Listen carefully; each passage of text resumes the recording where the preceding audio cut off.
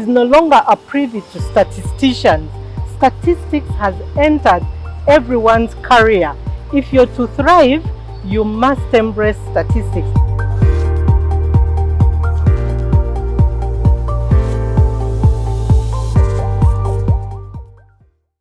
Hello and welcome to our very first episode of BOU Connects. My name is Pumla Nabatwa and I am your host for the day. We launched this podcast to break down the big world of economics, of finance, of central banking into easier to digest conversations. And today we're going to speak to a topic that is part of our everyday lives, and that is data. And I don't mean the data of your phone, guys. I'm talking statistics. Statistics. And I know you're there saying statistics. Isn't that boring subject that we used to study in school? Not at all. What if I told you that statistics is actually always working in our everyday lives? Imagine that playlist that your music app creates for you. That's statistics. Those online shopping recommendations that are always coming through on your phone, that's statistics. Those Instagram, social media, those algorithms, what do you think they use? That's statistics. So today, I am honored and privileged to have somebody here who lives and breathes numbers, and she's going to help us dissect this big world of statistics. Mrs. Millie Nalukwago. She's the director of the statistics department at Bank of Uganda. And she's going to help us understand how statistics is important to not just our economy, but more importantly, to our everyday living. Mrs. Millie Nalukwago, you're welcome to the podcast. Thank you, Pumla. How are you doing? I'm fine. How are you? How do you feel being our very first? Oh, it feels so good. Thank you for the opportunity. Yeah, we love to have you here. You look radiant, you look lovely. Thank and I'm you. sure it's going to radiate through the content that you give us today. Yes. Yeah. Without wasting any more time, let's kick this off. Let's be honest here. The topic of statistics is not really everybody's cup of tea. True. But you and I know that when it comes to statistics, it's a lot more than boring or dry numbers, isn't it? Yes, it is. So just to break the ice and keep our viewers listening, can you give us a fun and surprising fact about numbers or statistics that actually plays a role in our daily lives? Okay, thank you. Thank you, Pumla. And good afternoon, our viewers, our friends out there. I'm glad to have this opportunity to share with you about statistics. Yeah. And what is statistics in our daily lives. Did you know that if you took time to take record of the fuel that you consume on a daily basis, for those who drive cars or who drive bodas, motorbikes, did you know that those statistics would help you to tell the health of your vehicle? Who would have imagined that? When the consumption increases, probably something is not working, the fuel is not being used fully. Yeah. So that really helps you. Also, did you know that doctors use statistics? So if you think statistics is just dry numbers, my friends, statistics is what is treating you these days. Yeah. And for me who lives and breathes statistics, by the way, let me tell you, as I was growing up, my father always wanted me to be a doctor, but I said, no, hold it. I'm a numbers person. I love mathematics. And it's so amazing to see that these days, diagnostics for treatment, changes of treatment, all depend on statistics.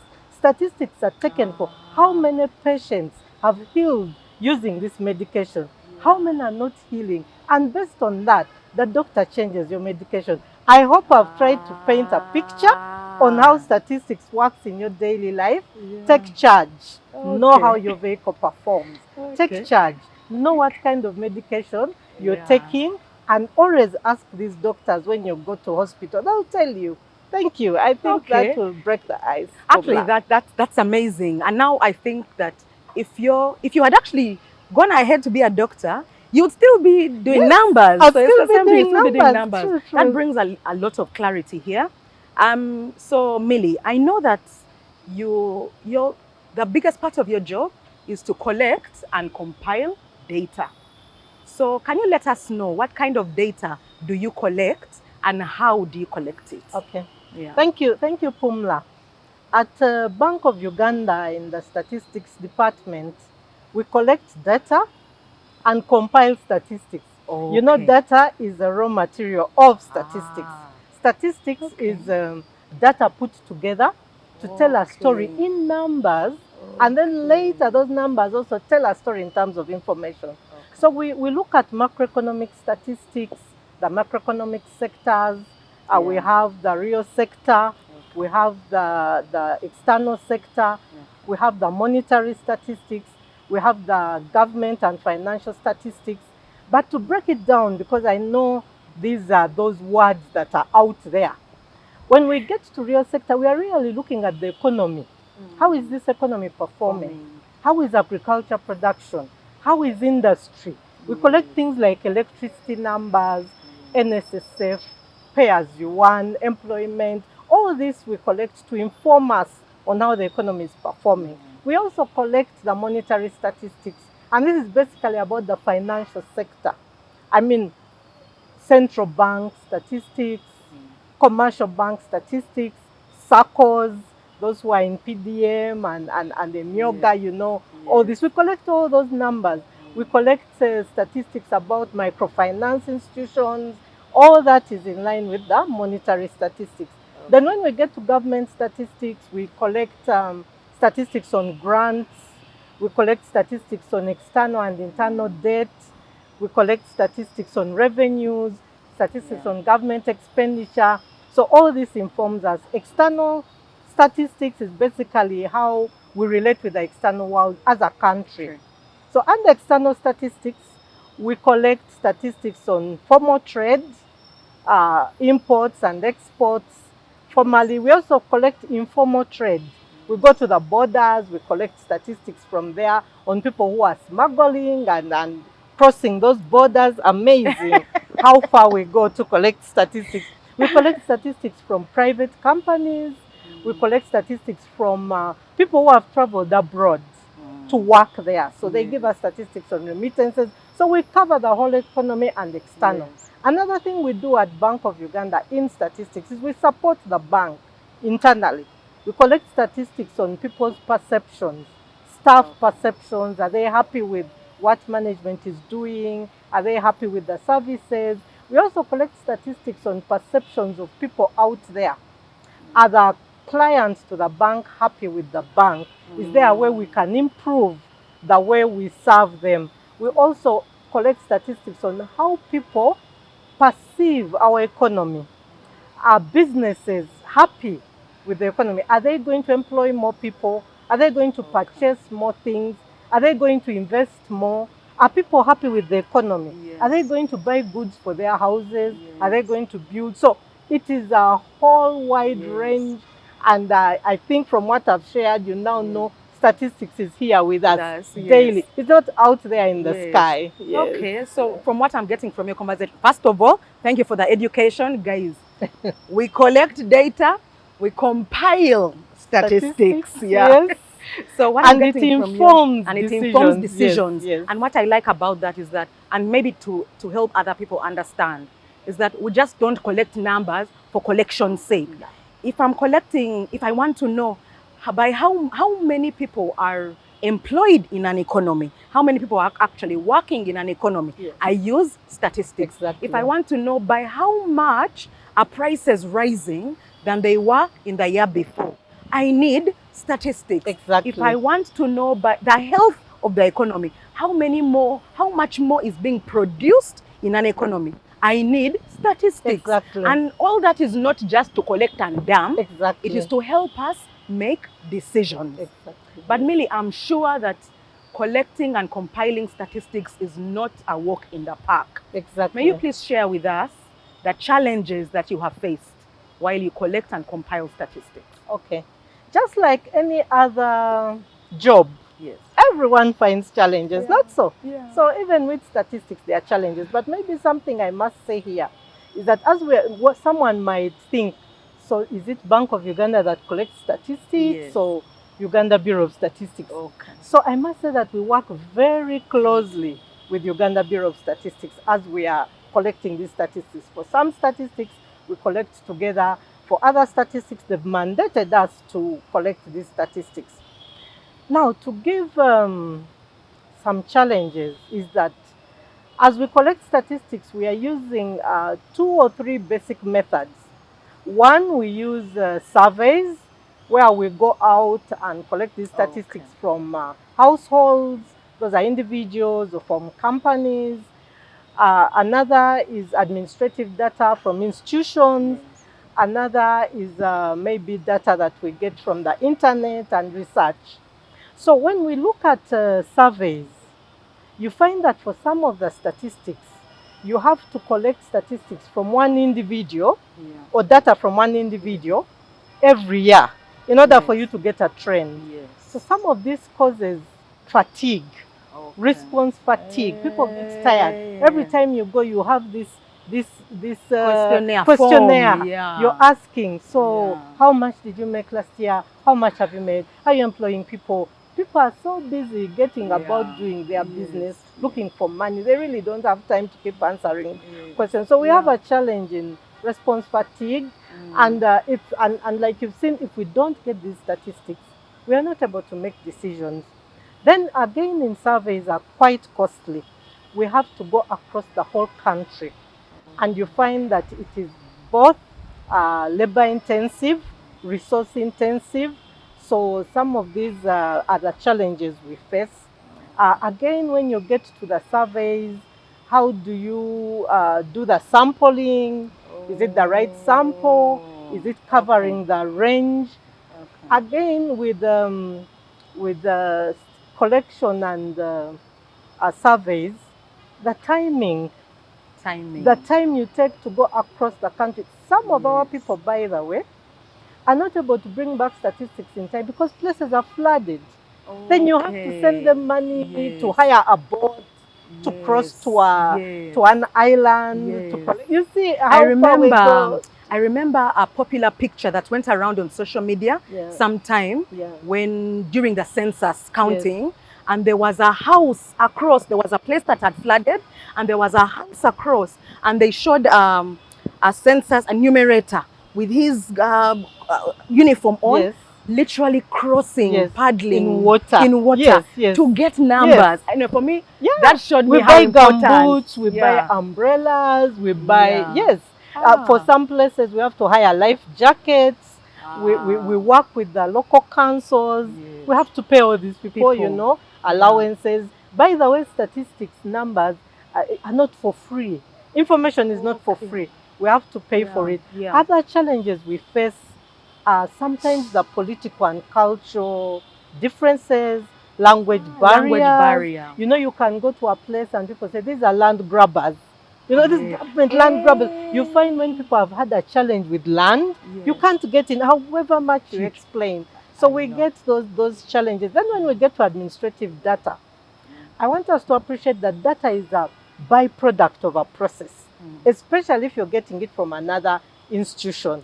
If you're collecting direct as a survey, you are the primary user. But if you're getting from an institution, you are a secondary user. So they are going about their business. Then they have information or statistics or data that comes out of that. And now you want it. So it's not in the formats you're interested in.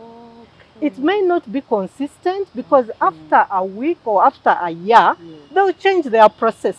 So you go back and some of the data that you are using so much, they no longer produce it. And then also we have the privacy, confidentiality laws. Every institution has its law.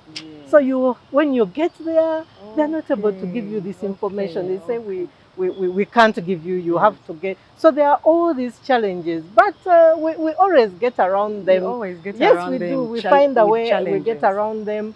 We work with the stakeholders, we Yes. come to agreements, we share the reports, we Yes. share a lot of the statistics we produce on our websites and the reports, so people get to know that it can help me as well. Yes. We are in this together. Yes. So I'm also calling upon you that we are in this together, because the statistics we put together and share are very important for decision making, and without them, the decisions will be flawed.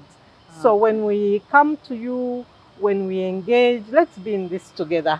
Yes. Okay, that's interesting. Millie, I'm sure a lot of these challenges can be addressed by modernizing the way we collect data. And I want to speak to this year's theme of the African Statistics Day, which is celebrated in November.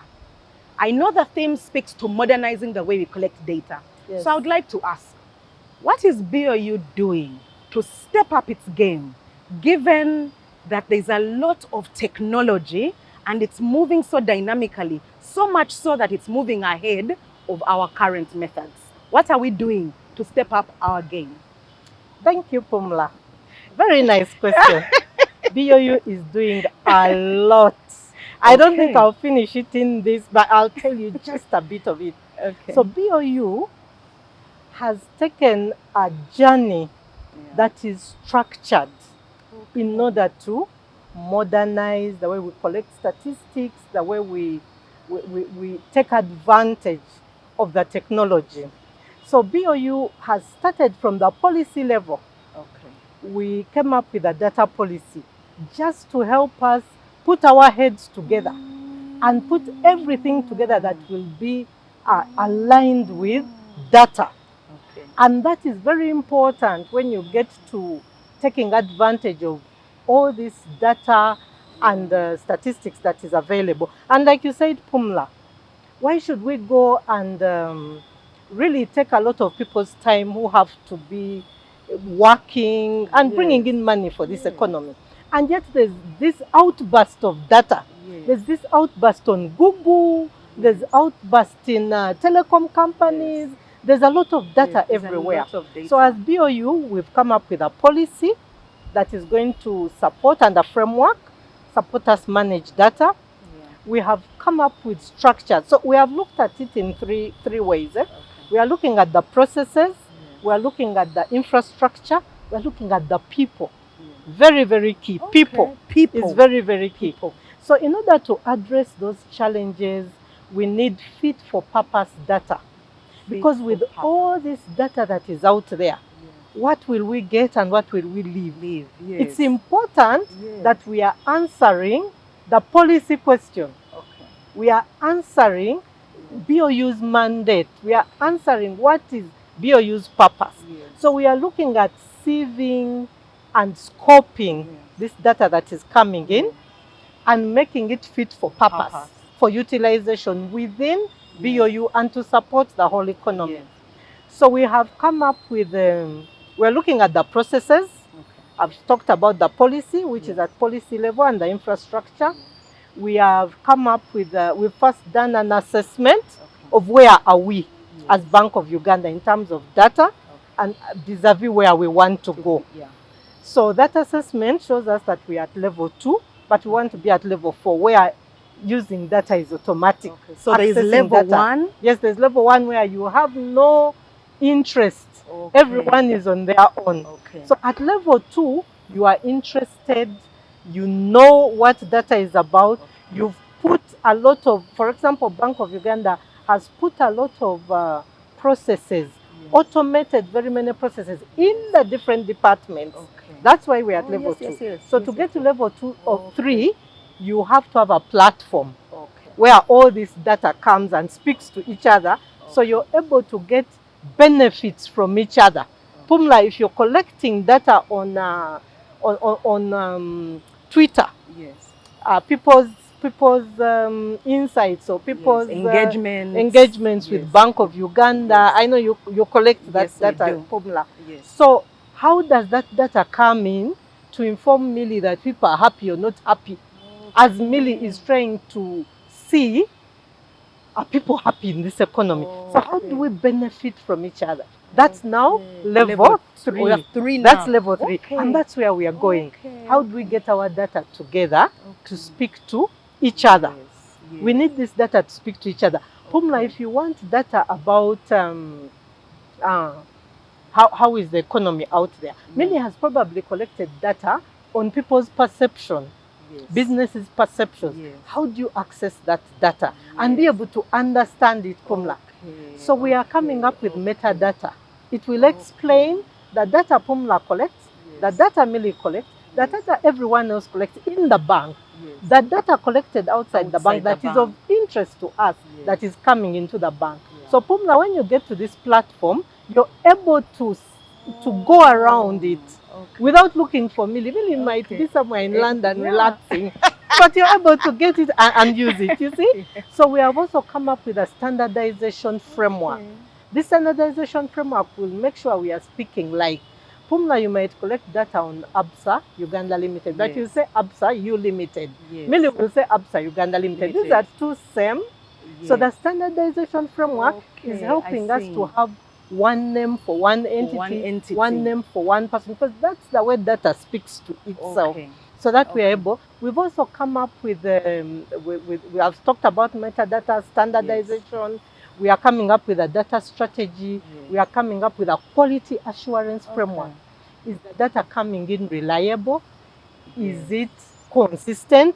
Are we just going to Google and downloading data? Or do we have an MOU with whoever is giving us the data? Are we ensuring this data is reliable? Because we know data out there, some of it, you get to TikTok, you get to where, and some of this data is really flawed. So, and we are a very important institution to this country. So we cannot afford to just rush and just get into. So that's about the frameworks and the processes. We've looked at the infrastructure. We currently have a data warehouse. It's quite small. It was kind of testing the waters. But we are in the process of bringing on board a modern data warehouse, which will enable us to put all that data I've been talking about, standardized, metadata, all that clean, reliable, and we put processes that make sure when it's inside there, it's clean and reliable. Not for me to misrepresent Pumla's data or misrepresent data across. Then the third, that's now the platform. The people. We are training the people in the new tools, the new schools. My friends, we need to retool in new tools. We used to know about Excel and I don't know, all this. They were for small data. We are going for big data. You need to go into the Power BIs, the R's, the Tableaus, all those. But we are training staff. We are motivating them. This is part of it. We are empowering staff. And we are making sure that all these three work together. So that is what Bank of Uganda is doing to make sure that we take advantage of the technology and the vast data that is available. So what's going to happen is for some of the decisions, we may go out for surveys, but not as frequently. And we will be able to produce the statistics that is real time. Because some of this data is real time.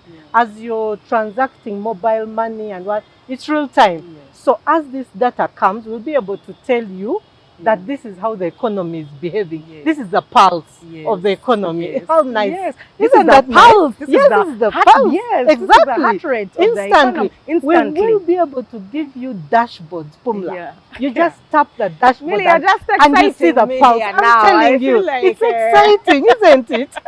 If this is where we are going, that's where we are going. The journey has started. The journey has started. And you know, you told me something earlier that I wanted you maybe to share, or I can share on your behalf. Millie told me something really critical. For example, most of us serving in these corporate and financial sectors, we've been here for a very long time. And we are at senior ranks, but we are senior ranks with just the information that we know. Because we entered these institutions and sectors before a lot of this innovation started. Now, there are younger people coming in. So when older people hear AI, when we hear artificial intelligence, we fear. We don't want to reskill ourselves. We don't want to learn. Millie told me a story here. She used to compile data in another institution, and it would take her 3 months. And somehow a young lady moved in a few years later and was able to retrieve the same information by clicking buttons Yes. in instant minutes, Yes. Yes. And this is just a message to us of this millennials especially and older. We need to reskill ourselves. We need to know that this data that we've been going around collecting, we need to do better. We must understand that let's reskill ourselves so that when AI comes, we are able to work with it. Now, the one thing, and now I'm asking for Ugandans. You've explained to us how important stats are for decision making. Yes. But let's be honest, sometimes this data and statistics are not easy to access, and more importantly, for especially Omuntu Wawansi, for them to understand. So maybe if you can share, for me I know, but you can share what Bank of Uganda is doing to help the average Ugandan access these statistics and more importantly, understand them. Thank you, Pumla. So Bank of Uganda has structured. Currently, we have a division in IT that is handling the data warehouse, and we also have a division in statistics that is called data governance. So these divisions are purposing to make sure that both the internal staff of Bank of Uganda and the public can appreciate data and numbers better. One of the things that is already happening, Pumland, you know this, is that whenever we are carrying out or we are doing our monetary policy statement, we are now giving the journalists statistics prior to reading out the statement so that they appreciate, and statistics that are easier to understand. With the metadata, metadata is basically an explanation of the statistics. So that is a step in that direction. We are also, through these two functions, working on visualizing, making graphics of the, if for those who have used our website, I'm sure you've gotten there, and there are these Excel sheets that run till time immemorial, maybe 1900, I don't know, with all these numbers in there. I, as a statistician, I enjoy them, but I've come to learn with time that we need to strike a balance. And I'll just give you a very short story. One time I was presenting statistics, and I thought it was very nice. I was excited with myself. After the presentation, one of my colleagues said, "Oh, I couldn't wait for that to end because you were just showing boxes of numbers and all this." So it occurred to me, oh, so this is not it. Another time we were giving some information to the minister, and we gave her tables. And she told me, "Millie, who tells you I want the tables?" So we learned how to really break this down. So we are making efforts to make sure that these statistics are pictorial, graphical, colored. If the trend is going up, it's nice and green and going up. If the trend is going down, it's red. You just look at it and say, "Oh, there's something here. There's a problem here." There are exclamations. So we are converting all these numbers into things you can relate with. If it's people traveling a lot, we will put humans. If the women are traveling more, we will put more women, so that people, the public, is able to relate. So we are working to improve our website as a BOU, so that we have things that people can understand better and relate with, can read better. I'm sure you can read the graph, you can read the map of the world and see where exports are going, what kind of exports. You can read that cassava is going to this country. We are going to make all this graphic and ensure that the public can be able to relate. Then we are also training our people internally to come out of those complicated economic terms and come down to earth. And I hope I've tried my best to really come down. I've not talked about balance of payments. I've not talked about capital statistics, capital I don't know what. Trying to come down to every day, because that's what matters.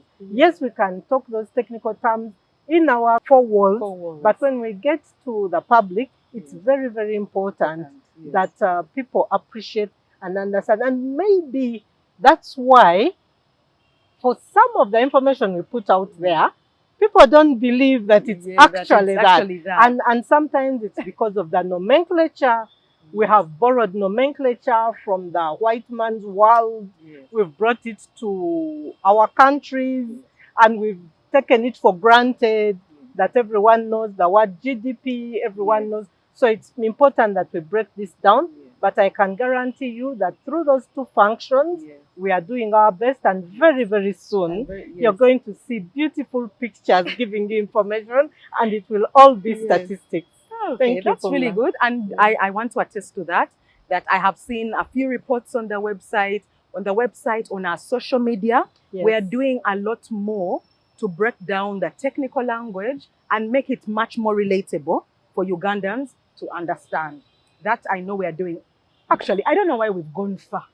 This is evidence that we are here on a podcast speaking statistics. And let me tell you guys, if Millie was given a chance to use the language that she uses in the four walls of her great office, you would not understand anything, and we would have been here for 5 hours.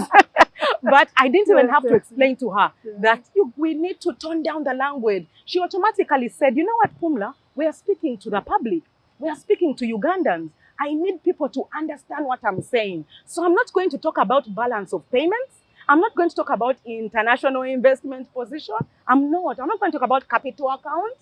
I'm going to say what people understand. And I'm so glad that this interview has gone the way it has gone. Because I was a bit there. No worries. But you've shocked me. Okay, one last question. Okay. If you were to bust a common myth or misconception about the economy, what set of statistics would you use to do that? Wow.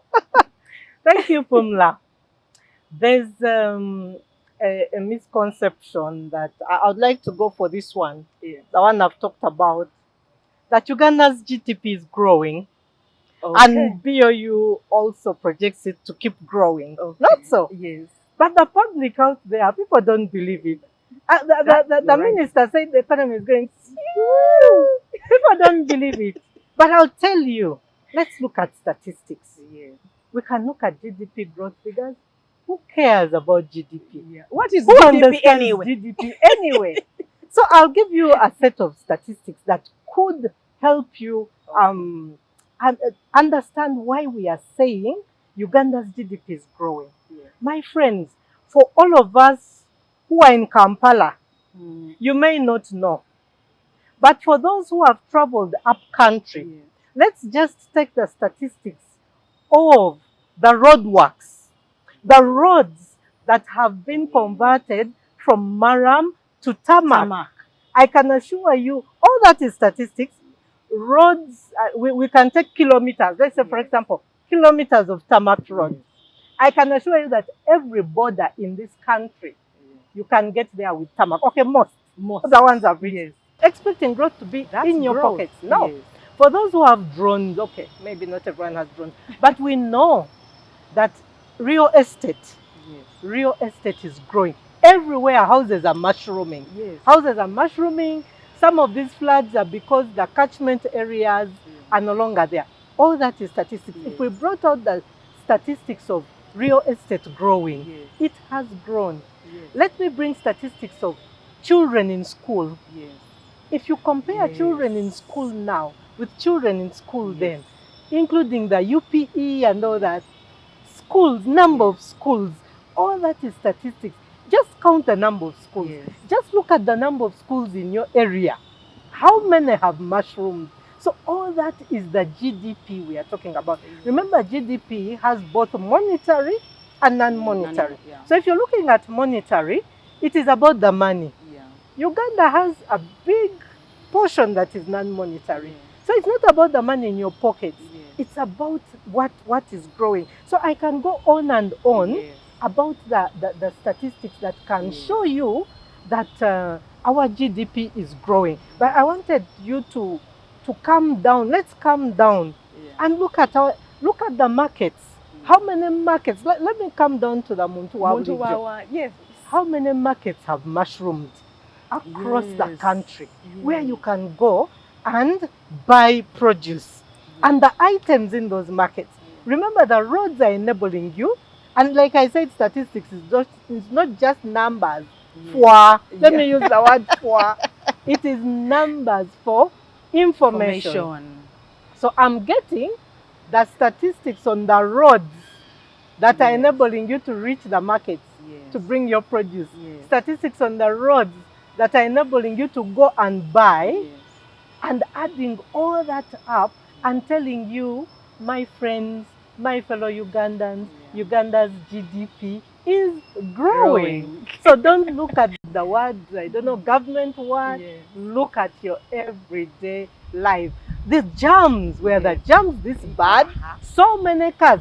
Talk about the statistics of border borders. How many border borders do we have in this country? I mean, all these things are speaking to GDP. Okay, yeah. How is that formula? You've summed it up in a wholesome way. And for those who don't understand what GDP is ideally, it measures the growth of an economy. So it's trying to understand how much more is a country or an economy producing. That's usually how we measure GDP. So when Millie talks about real estate going up, as long as numbers are going up, it means we are producing more. And people are demanding more. That means that the economy is growing. And as she said, it's not always felt in our pockets. Sometimes it starts above and it takes time to trickle down. So that's a great misconception that you've just busted there. Also, Pumla, talk about the exports. I think exports. Talk about exports. We used to export coffee and tea. Now we have fish. We have name it. Maize. We have all these things. There was a time we used to only say, when we were in school, and they'll say, what do we export? We say coffee. Full stop.